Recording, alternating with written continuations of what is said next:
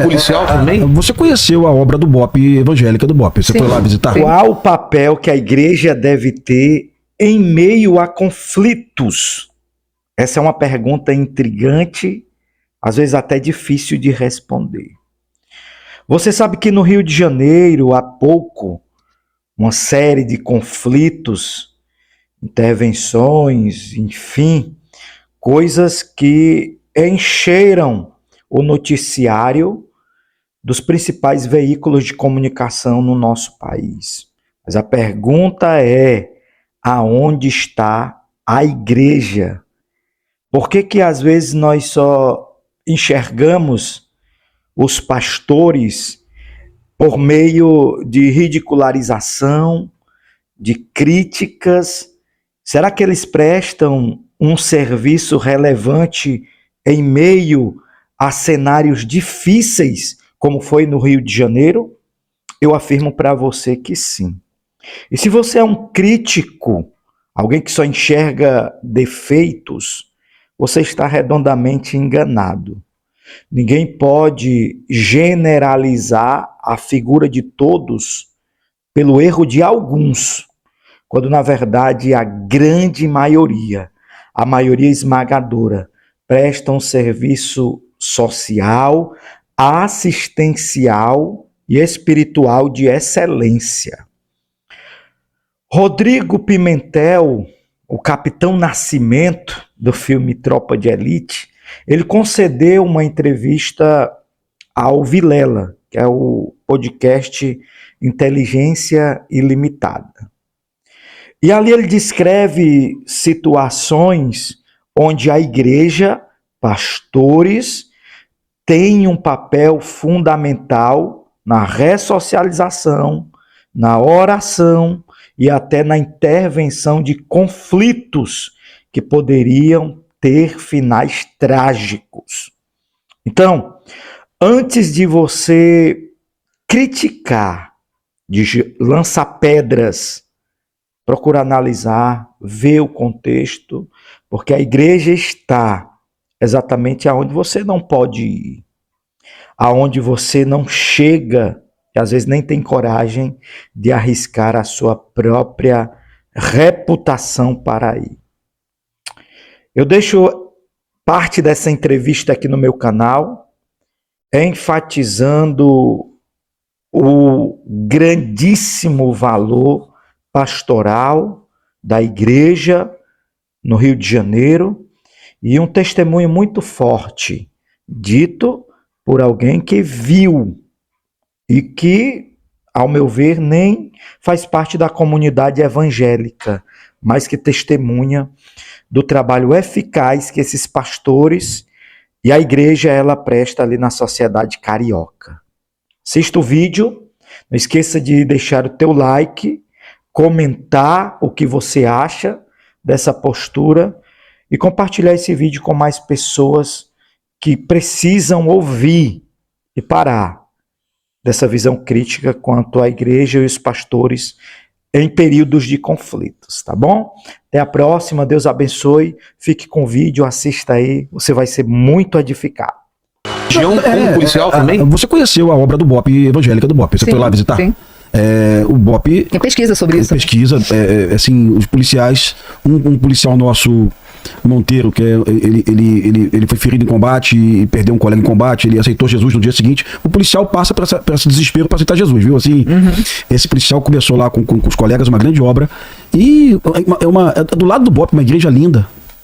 E toda quinta-feira tem um belo culto. Você chegar no BOPE, tá todo mundo no culto lá. Na hora o policial, antes de ir pra operação, ele faz uma oração com a equipe, né? Quase toda a equipe evangélica, uma coisa bonita mesmo. E eu saí do BOPE, essa congregação não estava pronta ainda. Eu saí do BOPE, tinha 120 homens. Depois o BOPE hoje tem 415 homens. Mas eu estava num batalhão de olaria, 16º batalhão, onde eu tinha 3 policiais evangélicos na minha equipe. E um policial tomou um tiro na operação e morreu. Caiu do meu lado.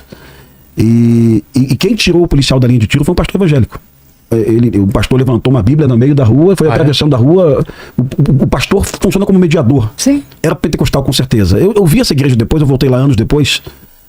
quando o PP... Mas a imagem é muito forte, o cara no meio do tiroteio... Bíblia na mão. Bíblia na mão. E realmente os bandidos não atiravam mais. Quando ele atravessou... na minha cabeça hoje, eu acho que ele atravessou 30 metros e tal. Eu tava no poste e ele levou esse policial pra dentro da igreja. Ele diz pra mim que o policial morreu dentro da igreja. Eu acho que não, mas eu gostei de acreditar nessa história, sabe?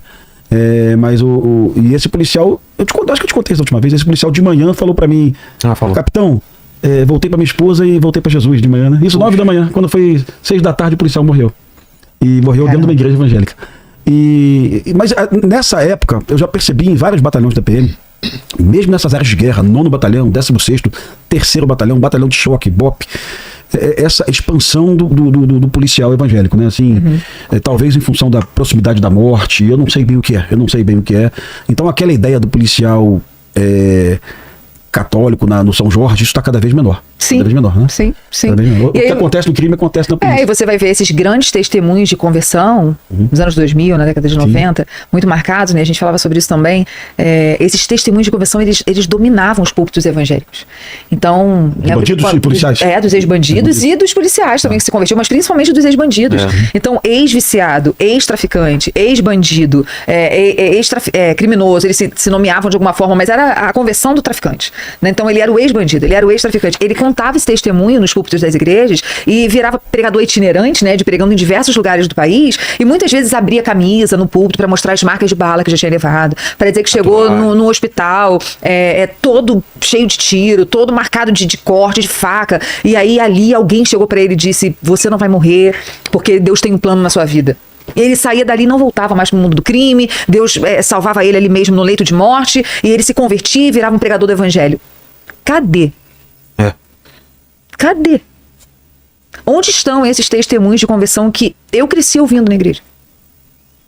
Eu cresci ouvindo as pessoas dizendo: eu larguei tudo, eu larguei poder, eu larguei o crime, eu larguei minha casa, eu larguei... Cadê? Alguns traficantes hoje, quando se convertem, eles vão se estruturando para deixar o mundo do crime. Então eles vão deixando o mundo do crime assim: eu vou pegar o dinheiro do crime e vou abrir um negócio. Vou pegar o dinheiro do crime, vou comprar algumas casas e vou alugar e vou viver disso. Então eu vou organizar minha vida com o dinheiro do crime e depois eu vou viver disso. Essa ruptura, na década de 90, nos anos 2000, era inaceitável. Se você tá rompendo com o mundo do crime, você sai sem nada. Você vai virar ajudante de pedreiro na obra da igreja. E vai viver ali, dali você vai aprender uma profissão e você vai ser pedreiro. Você vai viver dando bom testemunho de crente convertido. E aí a gente fala: não, então você é traficante, não pode ser evangélico. Cadê esses testemunhos? Cadê esses relatos de conversão? Cadê essas pessoas no púlpito abrindo a camisa?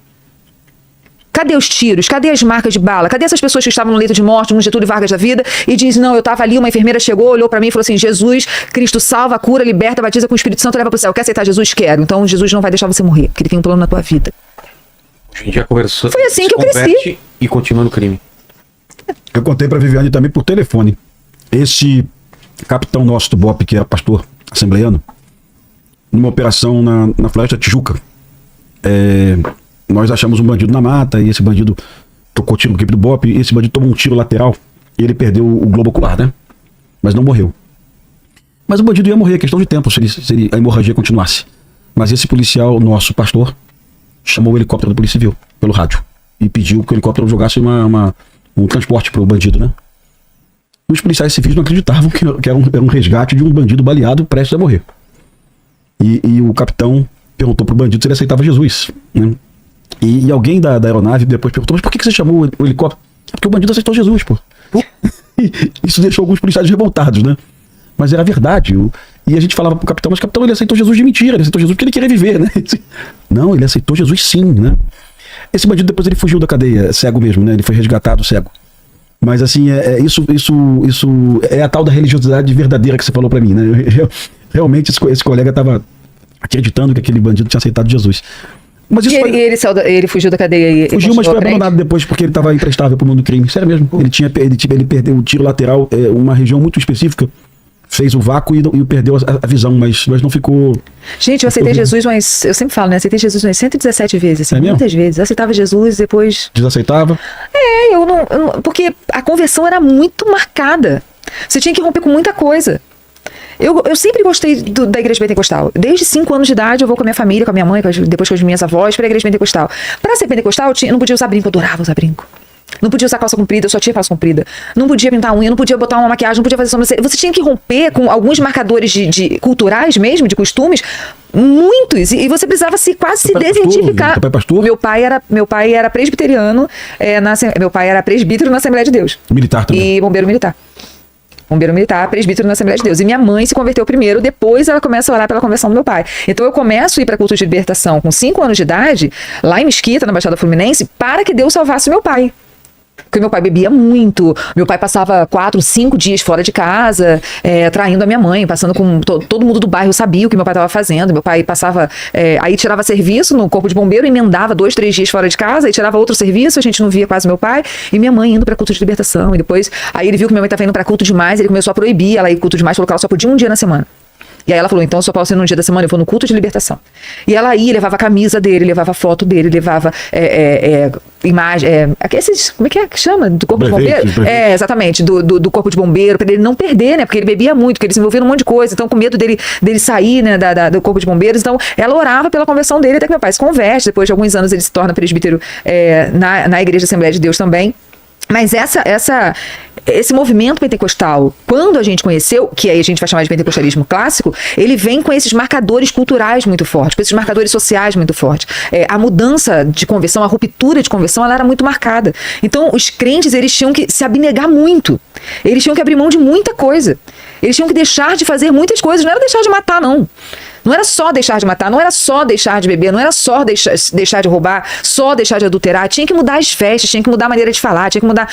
Então, essa conversão, ela exigia muito mais das pessoas, não que ela era mais verdadeira do que hoje, mas ela exigia muito mais rupturas do que essas conversões existem hoje, pelo menos desses novos evangélicos que a gente vê surgindo. Então, por exemplo, quando um traficante se converte dentro do sistema carcerário, a gente também pode colocar aqui para ponderar se ele está se convertendo porque ele está se convertendo, ou porque ele se convertendo ele vai ter benefícios do sistema carcerário. Então, ele vai ter proteção, ele vai ter mais tempo no pátio, ele vai ter o espaço do culto, ele vai estar numa outra ala, ele vai ter um tratamento diferenciado. Foi a pergunta que o Paulo fez pra gente. Paulo perguntou se o judiciário tinha algum tratamento distinto. Sistema carcerário, eu tenho certeza que se o sistema informar na comissão que ele aceitou Jesus, eu tenho certeza que ele vai ter direito a um benefício com mais facilidade. Eu tenho absoluta certeza disso. Que eu já vi as discussões das comissões, né? Esse preso aqui aceitou Jesus, sabe? Eu já vi isso, tá? Então, nesse aspecto aí, uma vara de execuções penais pode ter um entendimento que aquele é um preso especial. Sim. Né? Eu não sei se o comentário do ministro Supremo foi esse ano ou foi no ano passado, mas o comentário dele seguiu o senso comum. Não existe traficante evangélico, ser traficante não pode ser evangélico. Então, assim, não tem um olhar diferenciado para pensar assim, peraí, o que está acontecendo aqui? Vamos ver o que é isso. Por que esse cara colocou uma estrela de Davi no topo da cidade alta? O que esse cara tá querendo dizer? Por que ele escreve Jesus é o dono do lugar em tudo quanto é canto? Por que ele proibiu o crack? Por que a administração dele é diferente? O que tá acontecendo ali? Olhar de forma diferente para uma pessoa que tem uma administração diferente e que trata a religião de uma maneira diferente dentro